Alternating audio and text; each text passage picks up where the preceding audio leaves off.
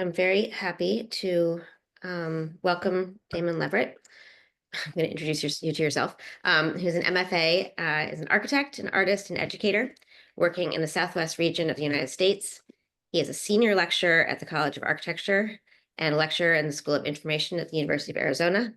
As a graduate of Lawrence Technological University, he previously served as adjunct instructor for its School of Architecture and Design, and then as visiting lecturer of architectural design at the University of Illinois Urbana-Champaign. Damon also holds a Master of Fine Art in Web Design and New Media from the Academy of Art in San Francisco. At the University of Arizona, Damon teaches architectural design, digital storytelling, installation design, and computing and the arts.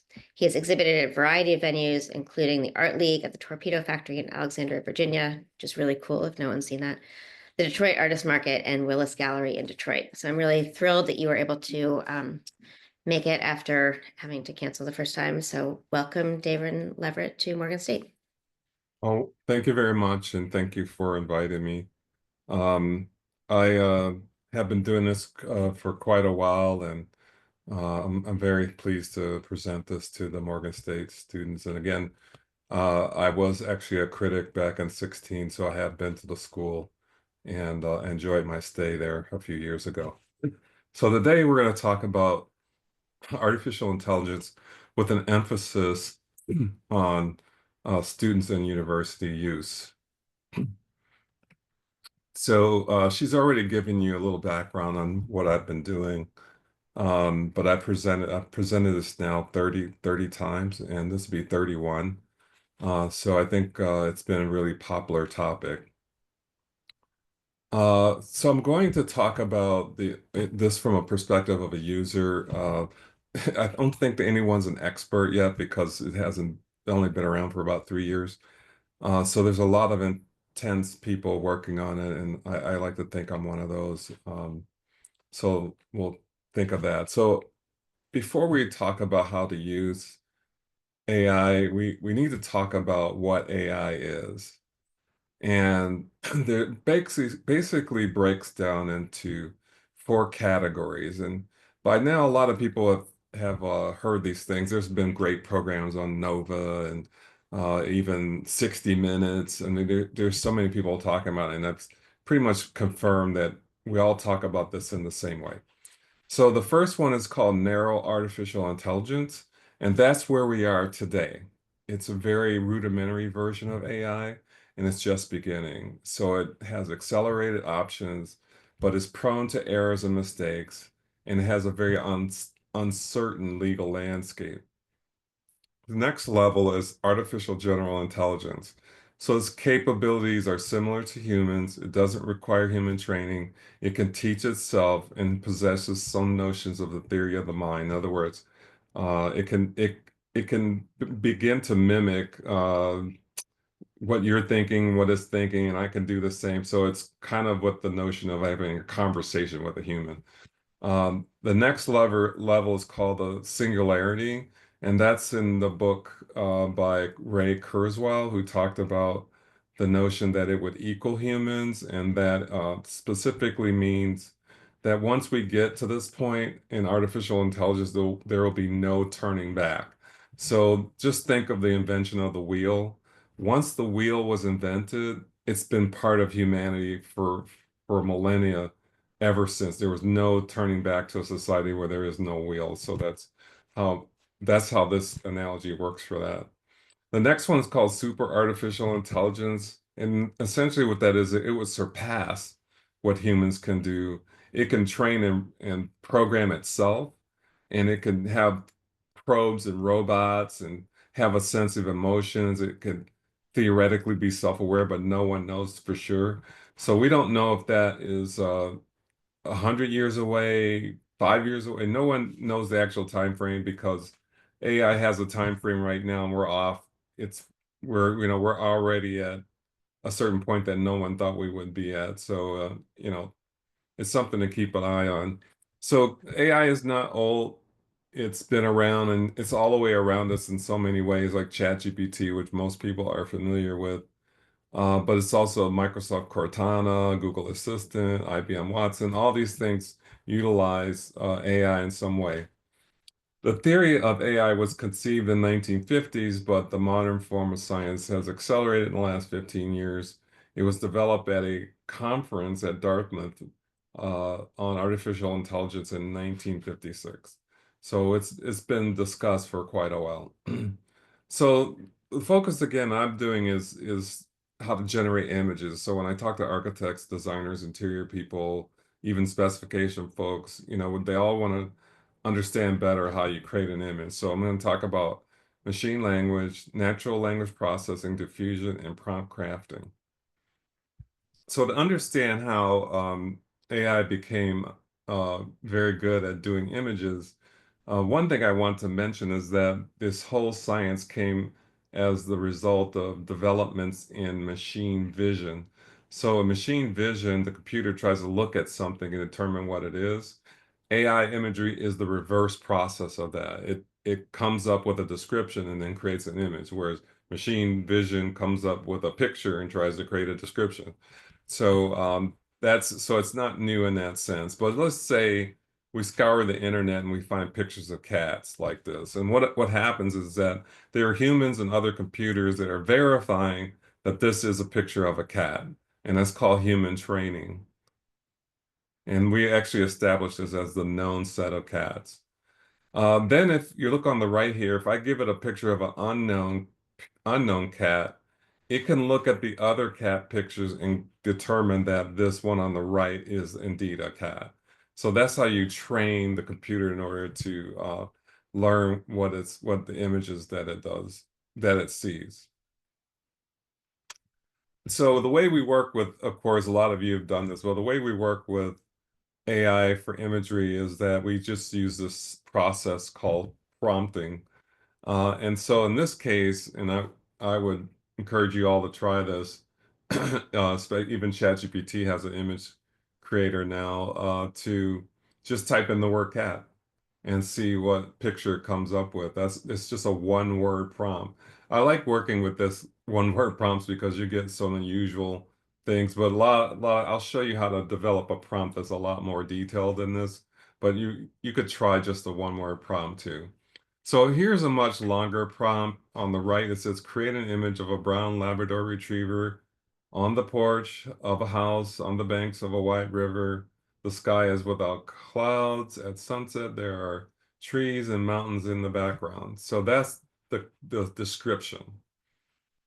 So it develops these four images here, and then I have to choose which one I feel is best depicts my description. So the one and two on the two upper ones are a little confusing because the dog is looking into the porches. Doesn't seem quite right. But the one on the lower left is what I would call most satisfying. That's the word I would like to use. It's called most satisfying as opposed to correct, or because everyone it's very subjective, so you can't say it's correct or incorrect. It just either meets your goals or is satisfying or something in that realm. So this most expected that the dog would be looking over the water and be on a porch, and I've done some where the porch is in the water, and that's not great.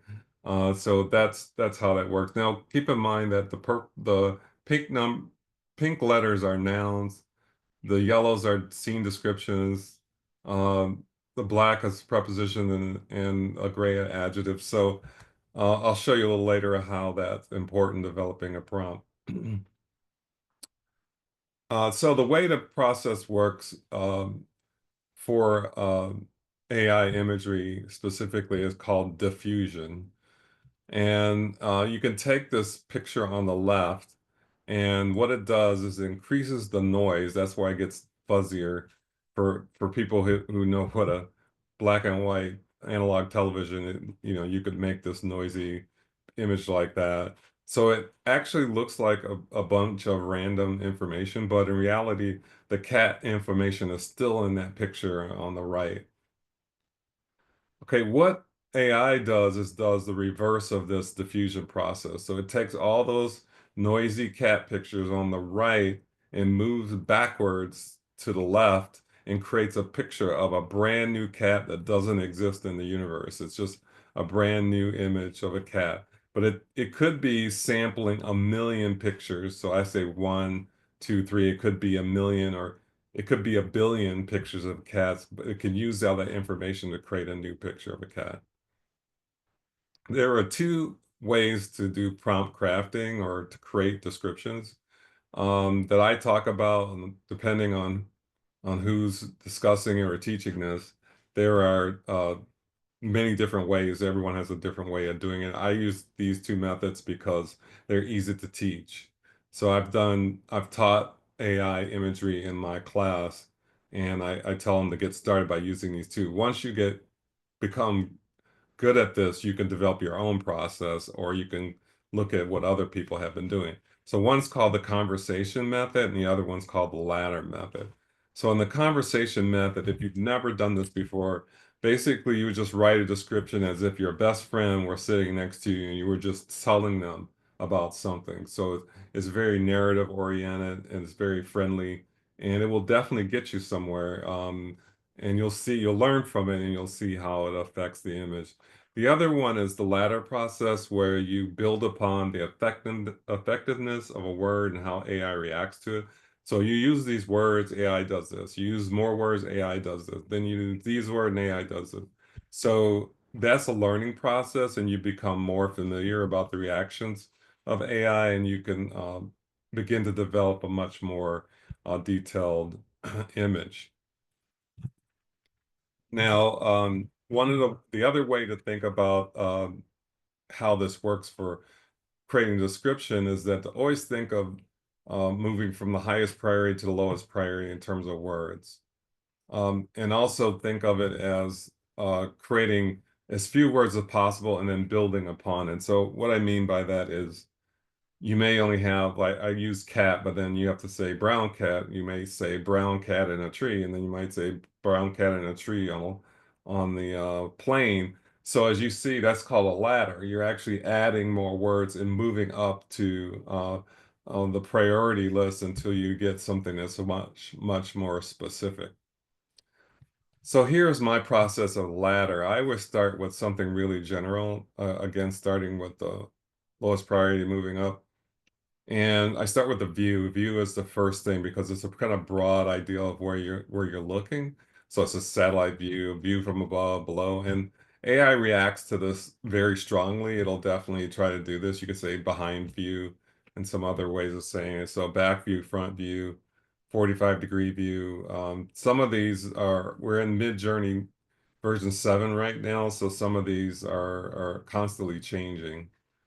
So we'll have to keep an eye on how their new software works with this. The next thing I do is time of day. It could be anything from desert to atmosphere. You could talk about the weather. I like to use the word city, and I use the word dystopian a lot as well. Dystopian is a very powerful word. It will make a lot of things look like the movie uh, Blade Runner. It's like that's a dystopian um, sort of imagery. So if you're creating something artistic, it has some very powerful effects to it. Then you start talking about the subject.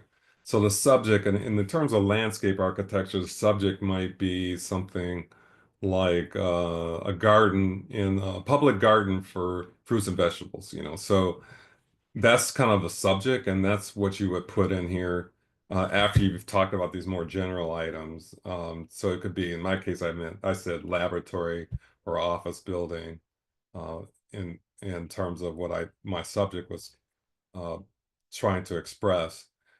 Um, the next part is to describe the actual subject. So this is where you start putting in detail about what aspects of the subject are important to you. So for example, if I were doing a house or building and I wanted balconies, I would put balcony in, or pools or cars, trees. These are the things I would add as the content description to help get AI to focus on developing a way to create a picture that again is satisfying and uh, meets the goals of your visual objectives. Then I talk about the rendering style. The new versions of Midjourney don't really need this that much, so I'm going to be taking this out. But You could use a word like ray trace or 3D Studio, and it would try to replicate the capabilities of those machines and what they see. Everyone knows that V-Ray is probably one of the best most accurate renders there is. So sometimes I use it to develop something really close.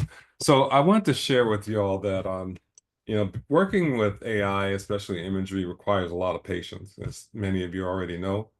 And just to see this picture on the top here, res re, is related to a rule I came up with, which is the 1 in 20 rule, which means that a lot of people react to my work and they say, wow, that's really a great building, but they have no idea below how many trials it took me to get to that.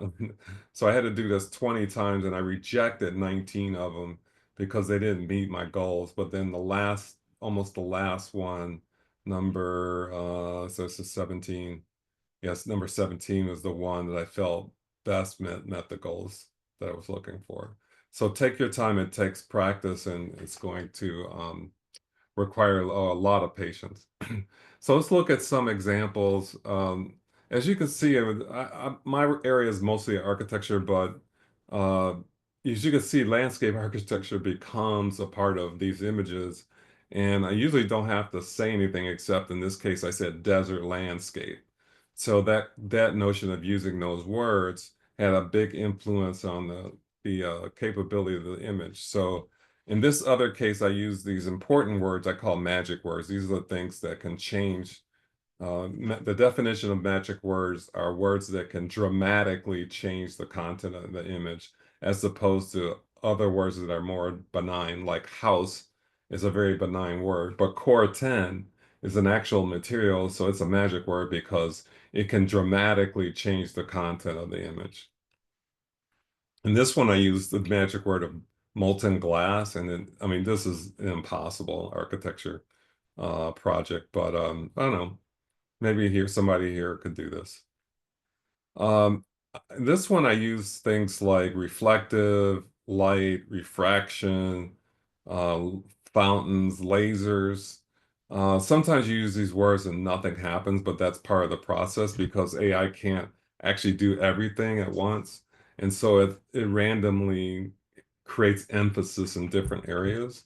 And this one actually, I never intended to be a fountain on a roof such as this, but it turned out pretty good. A lot of people like this image.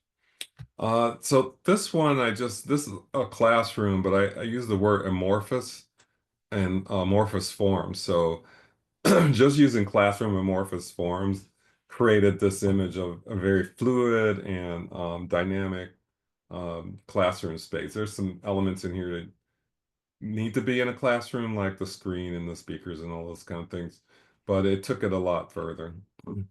I also use the word NURB surfaces. So NURB surfaces actually is a very powerful word. It knows what that looks like. And another word we use is called blobitecture, which is more or less a style. I hate to use word style, but if you look in books and on the internet, blobitecture is a style. And this is probably the most dramatic. This is probably my favorite image because it was the most, or I should say, the least expected outcome. And for such a short prompt, it's just, like 20 words here. And it develops something totally new and different. It's supposed to be an office building, but it's something else. You can use it for, I don't want to say normal architecture, but you can use it to create interesting buildings in landscapes that are unique as well. This is one of my favorites. And the other one here is this might be really relevant for those master planners out there. You can really do uh, scenes that are actually aerial views and include landscapes. On this one, the important magic word here is campus. So when I use the word campus, it knows that I want to see all of the buildings, not just one of them. And they also said the buildings are all the same architecture style, which was really powerful. And what it did was it made it look like there was one architect designed all these buildings. And then we got, trees and walkways.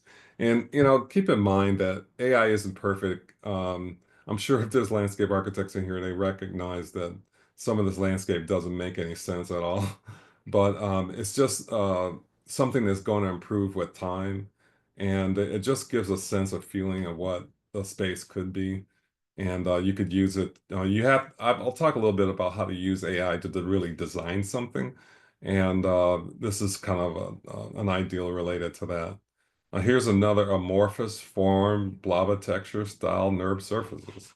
And this was intended to be an arena, but it's actually the breakout space of the arena. And it created this really interesting form in the city landscape in the background. One of my other favorites is this one. I've gotten a lot of interest in doing this, and I think this is a good time for me to talk about how when I use AI to do this kind of work, I try to create images that, as an architect, I could actually build this. So this is definitely one where I can build this. It's not just a pretty picture. I could work with some landscape people and some other folks, and we could do this project. It's like no problem. Well, I won't say it's no problem, but it's something we could pull off.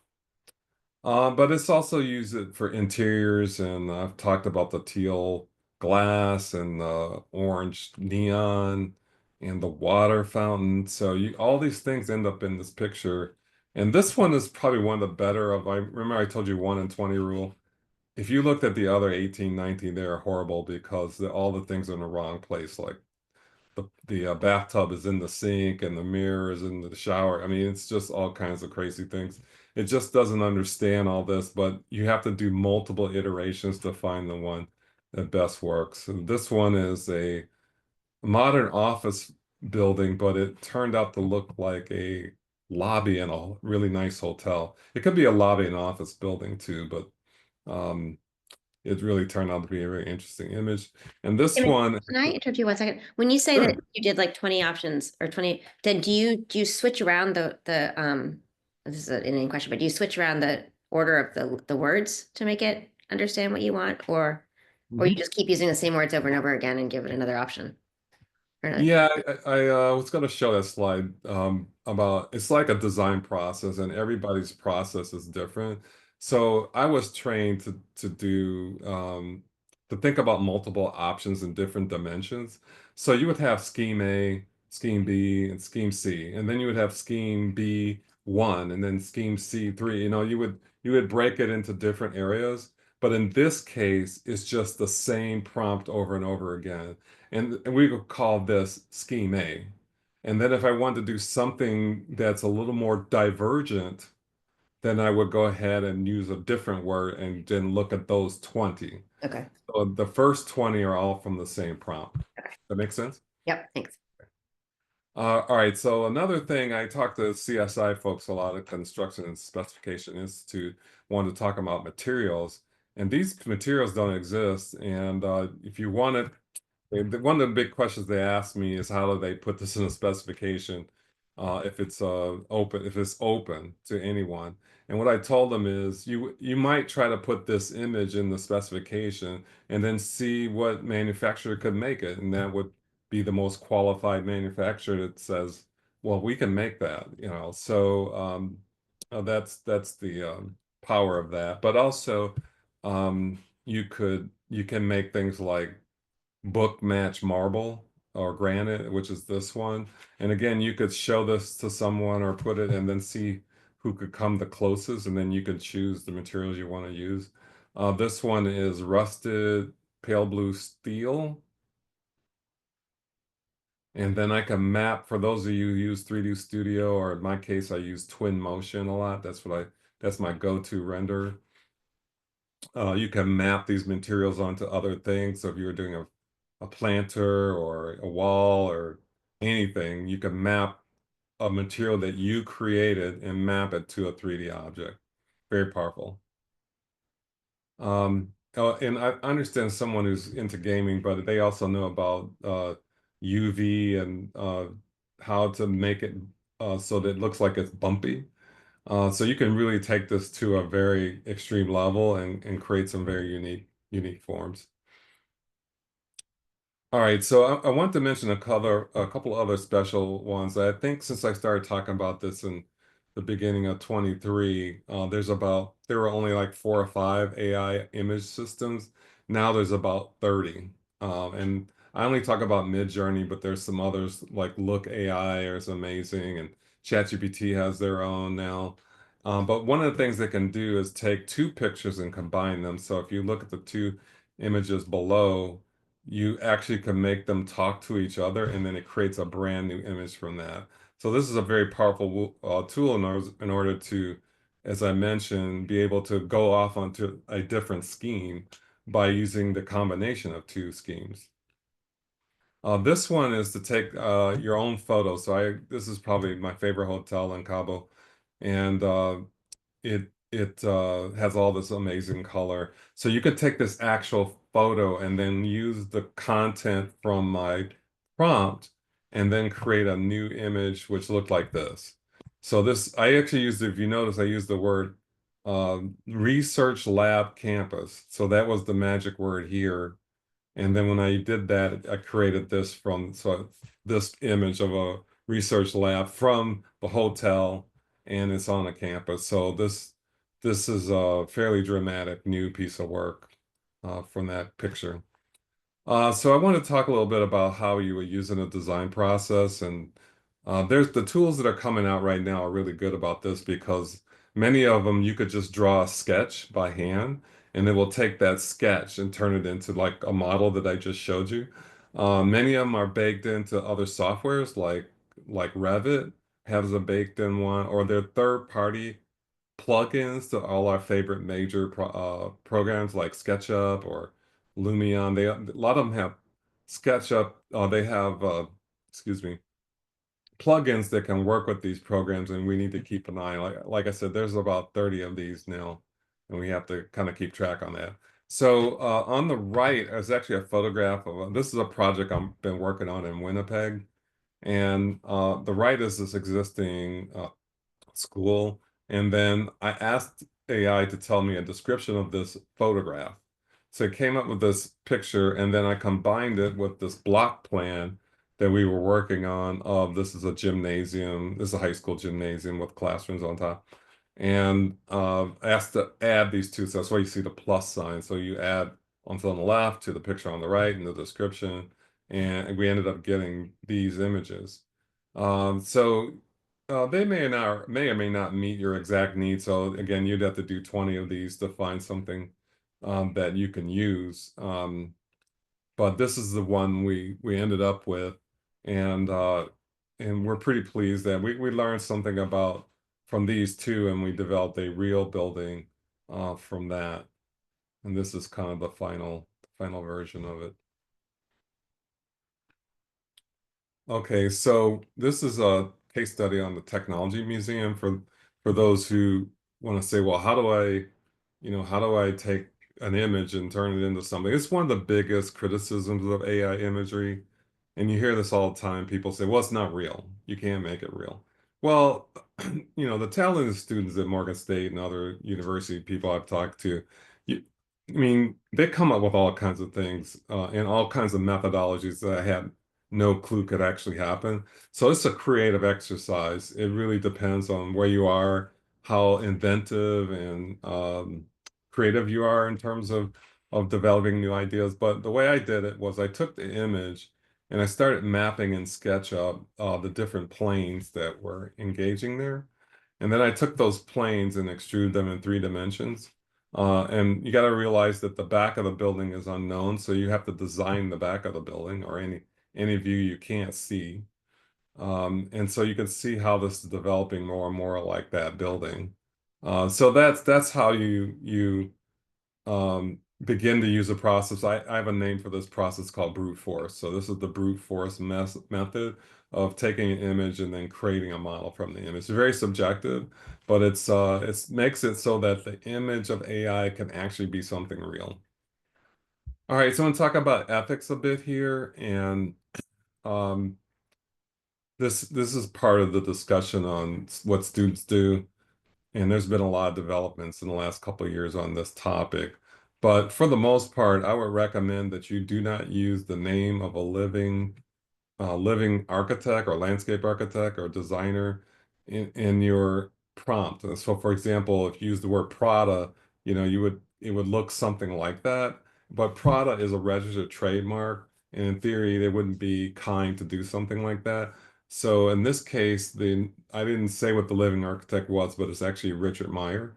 So this is what it looks like. And some people, I ask this question in a lot of seminars I do and asks people to guess who the architect is, and about 80% of them know it's Richard Meyer. So that's the effect that it can have.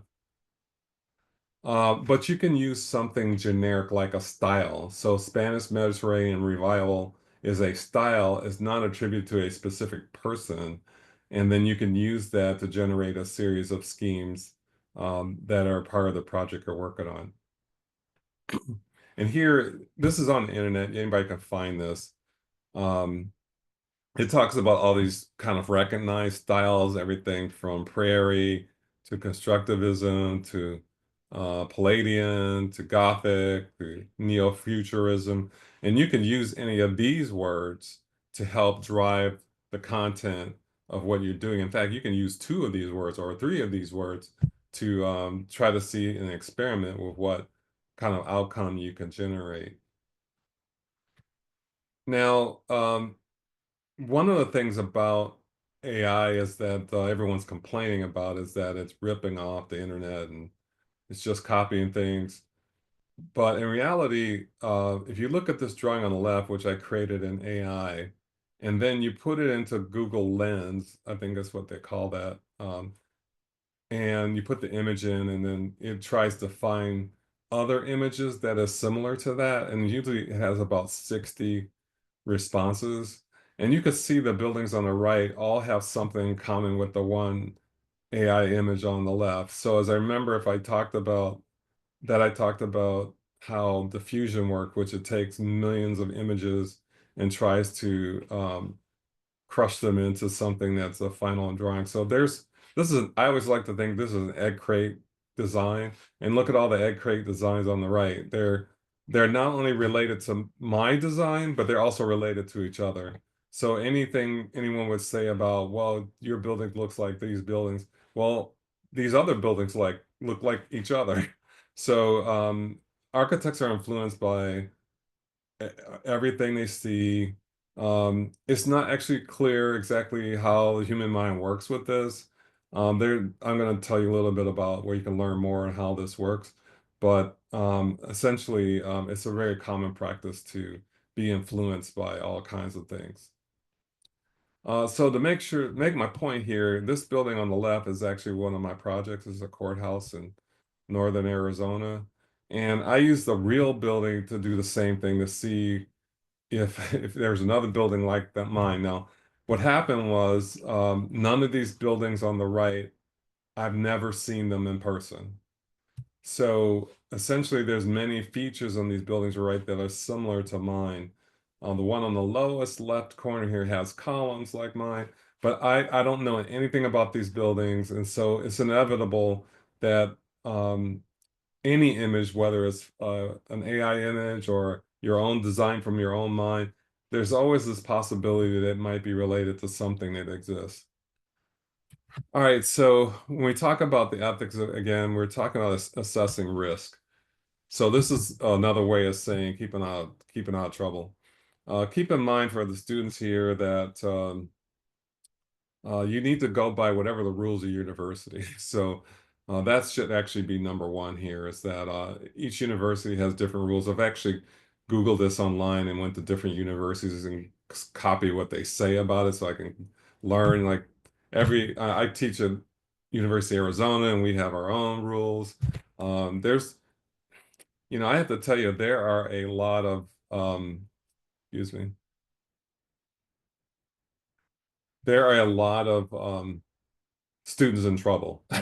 Not necessarily in imagery, but in other things. And they are honor violations and they've caused just headaches for students all over the country. So I would definitely make sure you understand the rules of your community and also of your school. So there's a thing you can keep in mind is that the actions you take, it could be either honorable, ethical, or legal or illegal. So the key thing is always to consider what's honorable. So you should have common sense of what you've done. This is again not copying and not using the name of an architect, mutual respect, professional courtesy. Then if it's ethical, you're not copying something, but you understand the notion of remix. And the explicit use of referencing a living person is not really ethical. It's not necessarily legal, but it's not ethical because if you use someone's name, that person could call you. I would say never use anyone's name unless you're willing to have lunch with them the next day and to see what they say about it. So that's kind of the rule I use.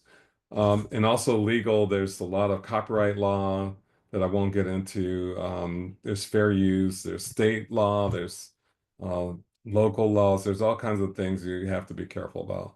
So if you want to learn more, you can go to the U.S. Copyright Office Fair Use Index, and it gives you, no one's going to do this, but I'm just saying as a reference that because it's just 10 pages of information, but to understand really how fair use works, and this is something universities talk about fair use all the time in their libraries, then you can go to the site and they have examples of rulings from adjudicated rulings over the years in terms of how this has been dealt with in the non-digital formats. Now it's a digital format.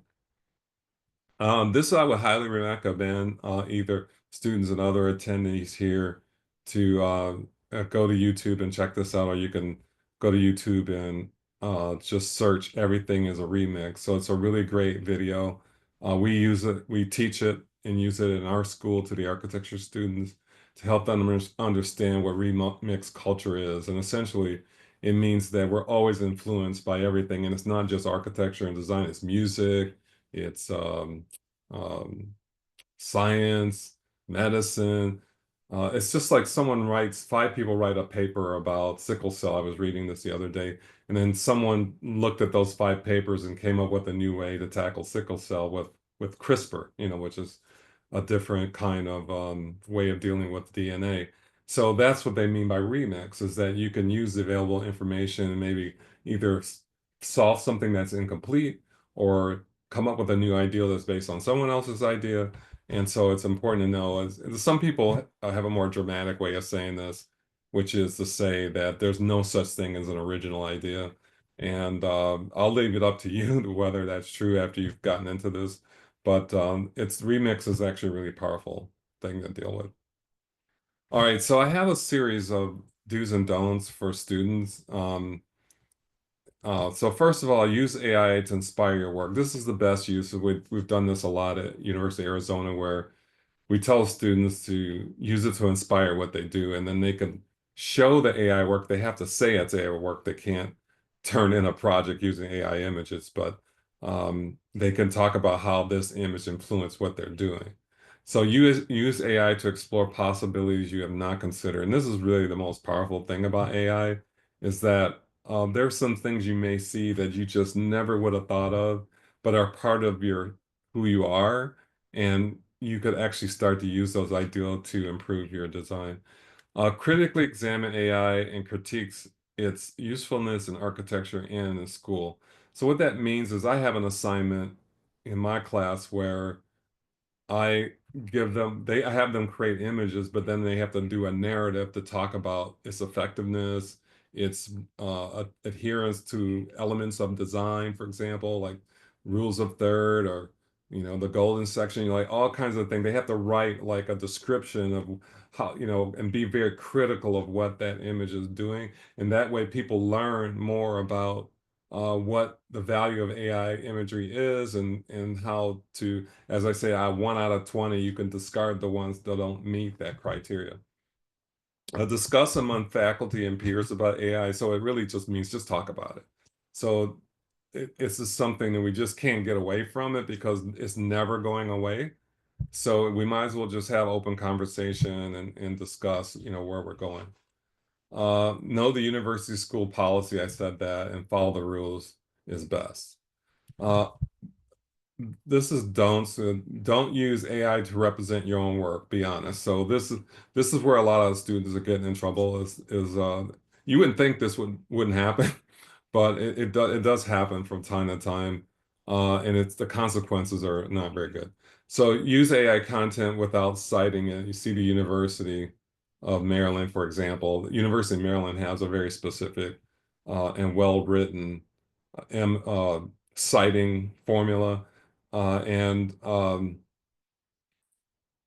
I realize you can't cite everything. Actually, I just helped someone write a paper. I was a research for a paper that's being presented in Argentina next year or later this year. And they asked me to cite all the AI images I used. So I had to say it was new Mid-Journey version 6 on this date, and here's the prompt, and then provide the prompt. So that's typically the basics of how you would cite something. And if you do this, you're going to really be in better shape. Now, a lot of the work we do is much more informal, but if you were writing a paper, for sure, you would have to do this. It's kind of new, but you really need to do it. Put AI images on a project board without explanation. Don't do this. Don't put it on a board without explanation. I use this image to inspire me, or I use this image to look at the water features. So really, if you use it in a design process, you really need to describe what you used it for and how you used it.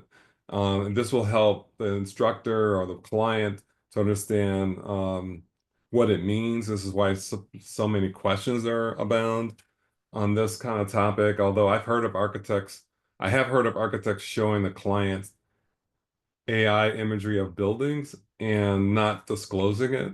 And the client would say, yeah, I want that one. So that has happened before, but I wouldn't recommend it, especially in the school environment. You really need to talk about what you're doing and why you're doing it. Place AI work and portfolios that you show to prospective employers. So I've actually done a couple of seminars with actual firms, and this actually comes up a lot, and they hate this. So a student graduates from college and they bring their portfolio to the interview and they show all these AI images and they don't necessarily disclose how how they did that or what it means. And they asked me what I thought, and I told them to just reject it. If a student comes in their portfolio to get now, this is a person trying to get hired, and they show something like that, and then they can only explain that they did it in AI, but they didn't disclose it in the document, then they should move on to the next person because it's not really um, good practice. Okay, so I think that's all I have for this, and I'd be happy to answer any questions. That was very mind-blowing. I have so much more respect now for AI and what it can do. Um, I'm looking to see if there are any questions in the chat. Greg Newmark, who is a planning professor, has to go, but said thanks. This is great. Any questions from people who are on the call?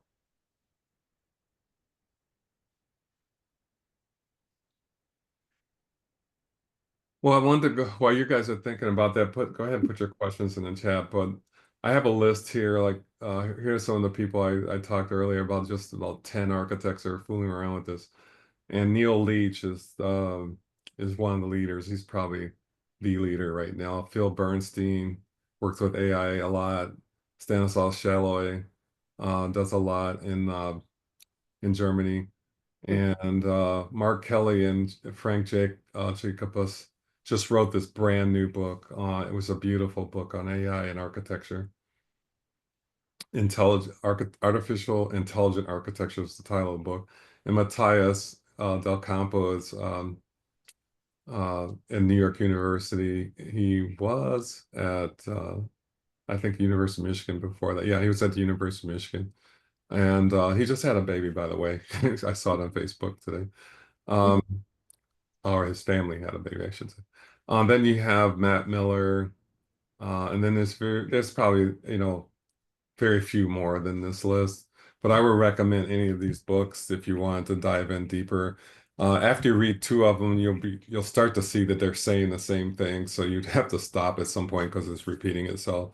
But if you had to pick one of them, it would be Neil Leach's book, Architecture in the Age of Artificial Intelligence. Great, that's helpful. Is anybody using AI right now? Anybody want to talk about what they're using it for and how they're using it? Come on, Matt Bell. Yeah, this is Matt Bell.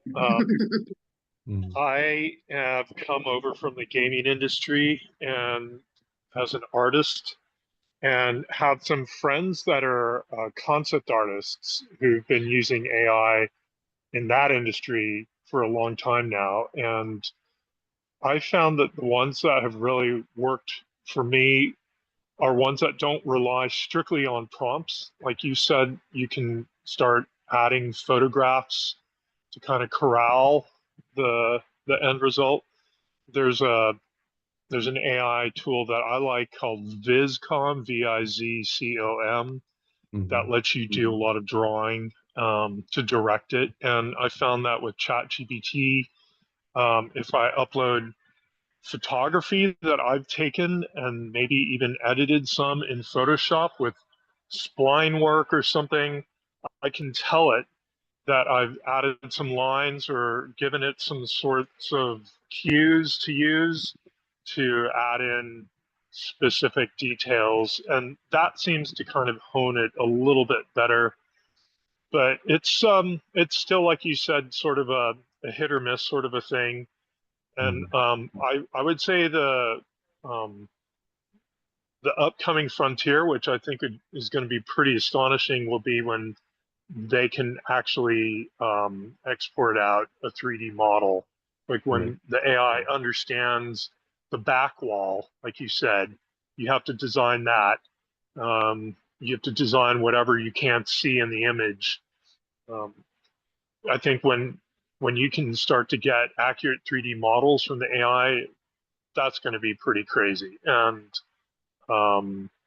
and Mhm. I definitely see that is part of the evolution that's coming. You can already get some 3D models, but I never pay for the AI. And so in the free versions that I've got, especially Viscom, the quality of the models is still pretty awful. And coming from again the gaming industry where everything needs to be pretty tight and developed so it can be animated and deformed, um, and have proper UVs, all these things. Uh, those models from AI don't come close to being sort of Right. usable, but but yeah, it's really pretty incredible stuff. Yeah, if And the book I would recommend for you is Stanislaus Shalhoub, and at the point he wrote this book in 2021, so it's like an eons ago if you think about it in terms of what we're doing now. But he was actually doing it as a research project at MIT to do three-dimensional AI. And if you read, maybe if you read every chapter, but if you read through it, it'll talk about how difficult it is to do what you just described, to get AI to do that, and how much resources, in other words, how much computing power is tons more than doing 2D work.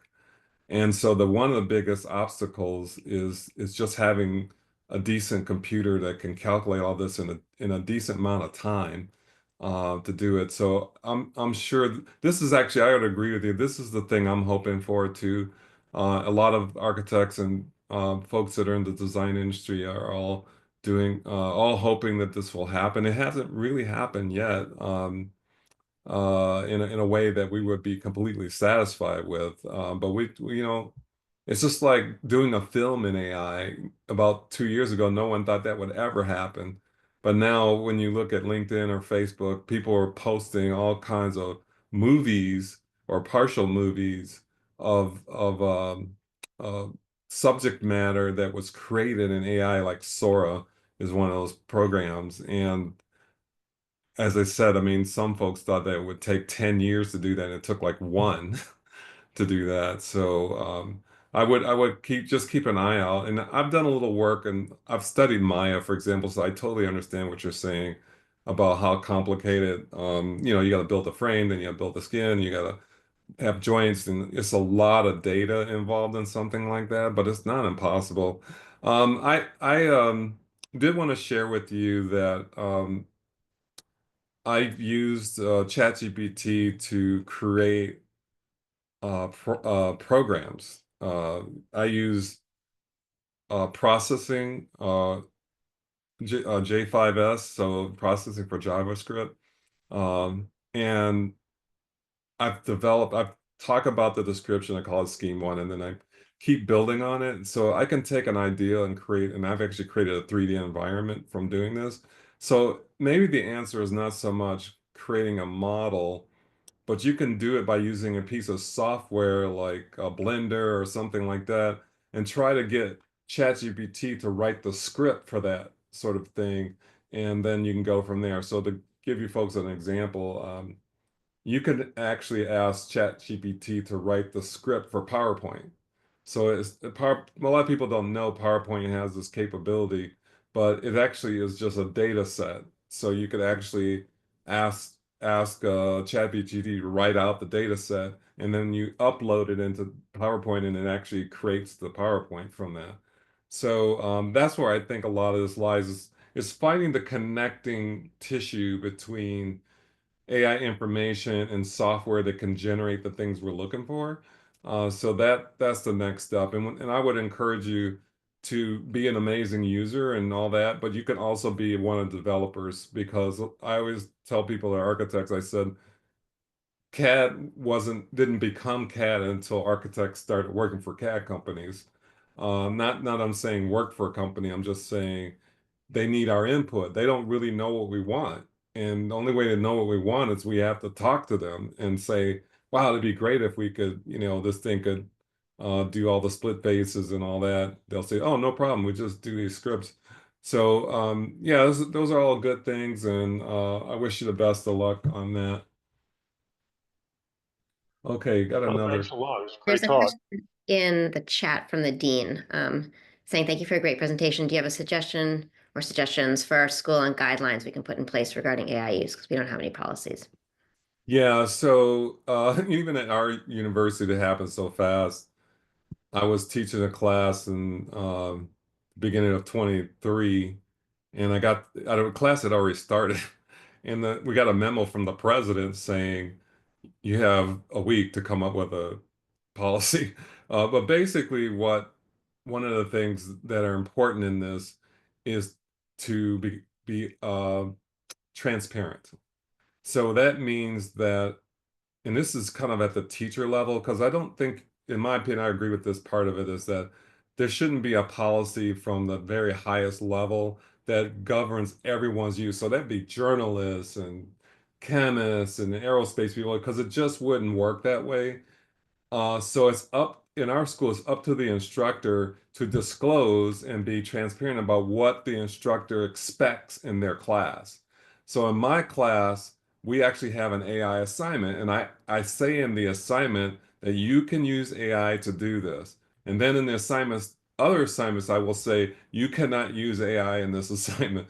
So part of the policy is really just transparency. A good example, of course, is writing a paper. I mean, this happens in high schools. This is a problem in the high schools. The school has to be very clear of that they're not to use AI to supplant their own work, or to substitute their own criteria, and they need to cite it just like anything else. So I mentioned three things there, and that they can use it to inspire what they do, but they just can. And most people who get in trouble with this, especially in the written world, is that they use AI to write something and then they turn it in by putting their name at the bottom. I mean, that's gotten so many people in trouble in the last 3 years. It's really unfortunate. So I would take a look at that University of Maryland statement and use that as a starting point. And then this is just my opinion, I would have the department heads and the faculty discuss this notion of transparency, because like I said, some professors might want you to use AI and some would strictly forbid it. And some would say you can only use it to inspire. So every professor needs to say, and sometimes assignment by assignment to describe what they expect of students. So, because the students are going to have a hard time if the rules are all over the place, like they wouldn't know what was going on, they would say, "Well, I didn't know I couldn't do that." So that's the best answer I can give you in terms of what I agree. So this university doesn't have a policy yet, but I would look at the Maryland one, and you have my PDF, so you can link to that one.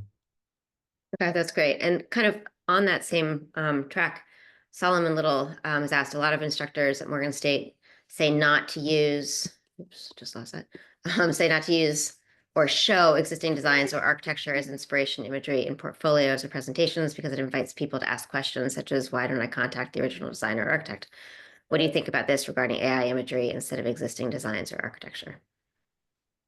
Probably gets the It's idea. a good question. I was in a seminar at University of AIA, Kentucky, and it was sort of an interesting presentation. I was the pro person, and the other person was a professor in architecture at University of Kentucky, and he was the con person. So I was for it, and he was against it. So they put me. I actually got to go first, which was great.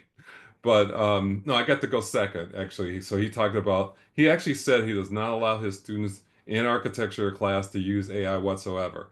But that was a year ago.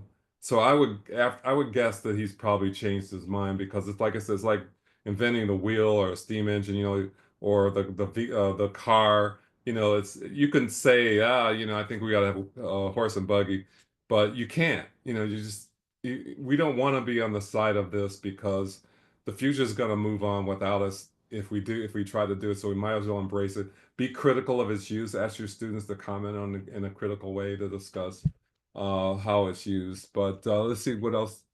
Uh, so you said they're not supposed to use it. We don't. Oh, contact the original architect. Well, that's a design philosophy in architecture school. So I taught at University of Illinois, Lawrence Tech, and Arizona, and everybody has a different ideal about that. And I try to stay away from this topic, because I sometimes offend someone else's ideal of like design process. But in reality, I would say most school environments in architecture don't show students examples of other buildings until later in the process. So you wouldn't start with that, but maybe halfway down the project, then you would ask them to go look at things, or they can look at magazines and see how other people responded to the same criteria.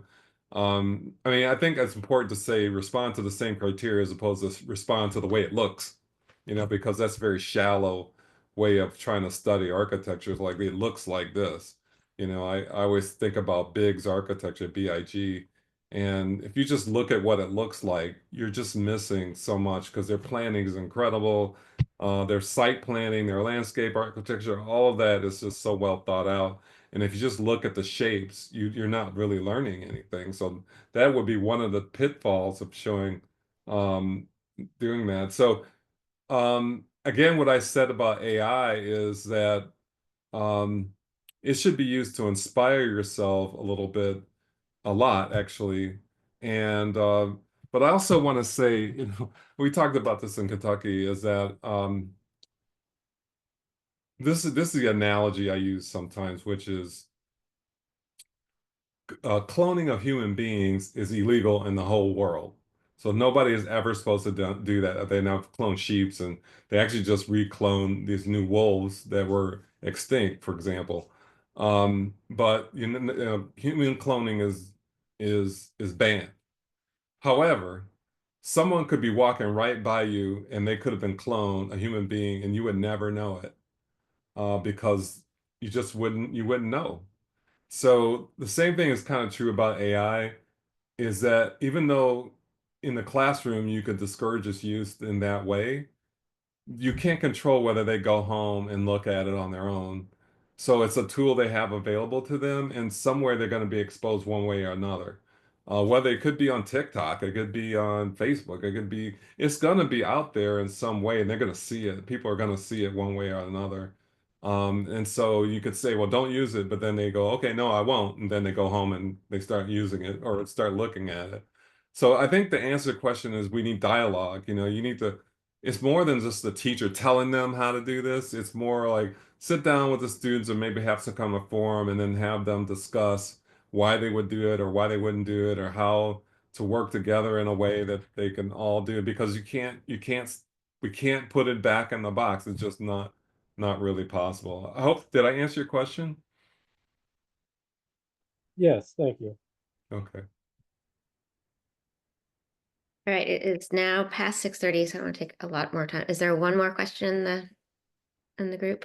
Just a very quick question. Mhm. This is Mona from Interior Design, University of Morgan State University. My question is it possible that AI one day might take the place of real designers, whether architects or interior designers? Well, that's a great question, and this goes back to one point we were talking about this earlier with Sarah, is that in the think about the CAD era. So the CAD era started actually in the late 70s at SOM, but it didn't really start to roll out in architecture firms until like 1980, 81, 82, 83. So we were late to the game. I think the thing is what we're going through is very similar to that. But even then, it was saying the same things they're saying now. Oh, CAD is a threat to architecture. It's going to replace architecture, and we're all going to lose our jobs. And I feel confident enough to know that the conditions we're in now are so similar that the answer is probably still no, because uh, folks have been trying to pin this one technology to another to say architecture is irrelevant for thousands of years. So it's sort of like I was looking at this book and they were talking about how they used to draw it full size. So if you were building a building, you would actually draw it in the dirt and use that to start the process. And then, so someone came up with a piece of paper and say, I could draw it to scale. Really scaling is actually a really powerful invention. And so when you could scale a drawing on a piece of paper, then I'm sure someone said, well, this is going to replace architecture and they're all going to come to an end. So this is happening over and over and over and over again in history. And my view, the answer is no, because it's just never happened despite the technology. And one of the reasons is, think of it this way, is that architecture, interior design, landscape, all these design sciences are trying to develop something that is typically unique or custom, another way of saying it. So it's like saying no two buildings are the same. So even if you look at a retail place like Lowe's, every Lowe's has the same motifs and everything, but every building is different because the site is different, or the orientation is different, or the rules are different, or the codes are different. So we have a tremendous role in society because we're trying to build something that's never been built before. I was recently listening to a NASA discussion on this where they were talking about the Webb telescope, where it was about, I don't know, double over budget or something. It was supposed to be 18 billion and ended up being like 30 billion. And one of the reasons is that no one's ever built a Webb telescope before, so who could tell how much it would cost? So the whole idea is that we do something similar, is that everything we do is brand new. And in my opinion, designers are not going away. Now there's these great programs for planners out there that can do, could create a plan for a condo building with 20 floors and so many units per floor, and it can look at orientation and solar gain and all that, but it's not a design. It's just helping you manage the criteria. It's not really design, so you still need the architect. And finally, on that question, I always like, this is kind of a cliche now, is that AI won't replace architecture, but architects who use AI will replace some architects. So it's a cliche now. I'll just use it anyway. So what I'm saying is that if I were, I'm done kind of practicing right now, but if I were and I was using AI and someone else wasn't, I would have an advantage. So that's the way I look at it. Rather than say the AI is going to replace what I do, I can use it as a way to improve my business, improve my relationship with the client, with the community, show them ideas, and every architect is doing that in a different way. I hope that answered your question. It did. Thank you so much. That was a wonderful upbeat way to wrap, because I think all of us are kind of wondering that. So it's more of a tool and less of a threat. Right. Well, Damon, thank you so much. This has been really revelatory. And I know that everyone on this call is kind of going to change the way they think about things. So thanks a million for taking the time, and I hope that we will cross paths soon in the future. My pleasure. Thank you. Thank you.